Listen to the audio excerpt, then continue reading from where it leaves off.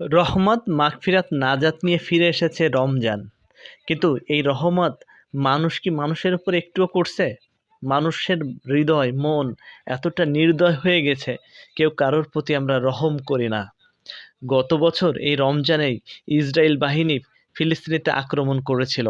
কি নৃশংস হত্যাযজ্ঞ দেখিয়েছে তারা। একটি বছর পেরোতে না পেরোতেই আবার সেই রমজান মাস। এবছর আবার নতুন উদ্যমে ইসরায়েল আর আমেরিকা শুরু করেছে ইরানে ধ্বংসযজ্ঞ। ইরানের মানুষ আজকে ধর্ম পালন করবে কি, তারা নিজেদের জীবন রক্ষার্থে ছুটে বেড়াচ্ছে দিক বিদিক। ক্ষমতার বলে কিভাবে নির্বিচারে ইরানের উপরে আক্রমণ চালিয়েছে দখলদার ইসরায়েল এবং আমেরিকা। গত বছর রমজানে ফিলিস্তিনের জন্য আমরা কত দোয়া দুরূদ করেছি, কিন্তু আমাদের কারোর দোয়া কাজ দেয়নি। এবছরও ইরানের জন্য সকলে আমরা দোয়া দুরূদ করছি, কিন্তু আমাদের কারোর দোয়া কবুল হচ্ছে না। কেন হচ্ছে না বলতে পারেন? ইসলামে দিন প্রতিষ্ঠিত করার কথা বলছে, কিন্তু আমরা কি করি? আমরা নামাজ পড়ি। নামাজের মধ্য দিয়ে আমরা মনে করি আমাদের কাজ শেষ, কিন্তু না, এতে শেষ না। দিন প্রতিষ্ঠিত করতে গেলে আপনাকে যেমন জ্ঞানে বিজ্ঞানে উন্নত হতে হবে, তেমনি ক্ষমতাধর হতে হবে। আমেরিকার মতো দেশ, যেখানে অশ্লীলতার সর্বশিখরে তারা আরোহণ করে, উলঙ্গ বেহায়াপনা সব কিছুতে তারা সবার ঊর্ধ্বে রয়েছে। অশ্লীলতার জন্য তাদের কাছে আল্লাহর রহমত বিন্দুমাত্র পৌঁছানোর কথা না, কিন্তু তারা পৃথিবীকে শাসন করছে। কেন জানেন? কারণ তারা শিক্ষা দীক্ষা জ্ঞান বিজ্ঞানে উন্নত হয়েছে।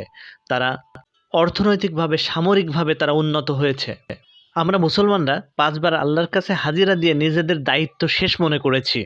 আল্লাহ ততক্ষণ সেই জাতির ভাগ্য পরিবর্তন করবে না, যতক্ষণ না সেই জাতি তার নিজের ভাগ্য পরিবর্তনের জন্য কাজ করবে।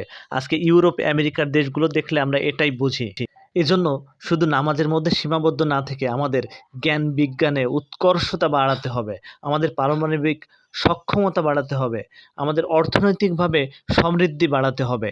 5-8টা মধ্যপ্রাচ্যের দেশগুলোর মতো গোলাম না হয়ে থেকে আমাদের নিজের শিরদাঁড়াকে শক্ত করতে হবে। ইরান প্রতিরোধের যে বলয় তৈরি করেছে, সেই বলয়কে ভেঙে দেওয়ার জন্য আমাদের মুসলিম ভাইগুলো নানানভাবে আমেরিকাকে সহায়তা করছে। যারা কখনো নামাজই পড়ে না, সেই ব্যক্তিদের এত ক্ষমতা, আল্লাহ তাদের উপরে রহমত করছে। আপনি দেখেছেন তারা বড় ধরনের কোনো গজবের ভিতরে রয়েছে?